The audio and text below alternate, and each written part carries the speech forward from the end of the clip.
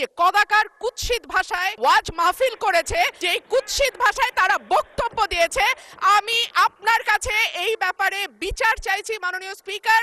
আপনি বিষয়টি সংসদে দৃষ্টি আকর্ষণ করছি। মাননীয় স্পিকার, আপনাকে ধন্যবাদ। মাননীয় স্পিকার, আমার ইমিডিয়েট আগে আমার যে সহকর্মী সংসদে বললেন কথাটি, এটি দুঃখজনক নিঃসন্দেহে, কিন্তু মাননীয় স্পিকার আমি আপনার দৃষ্টিতে আরেকটি খবর আনতে চাই।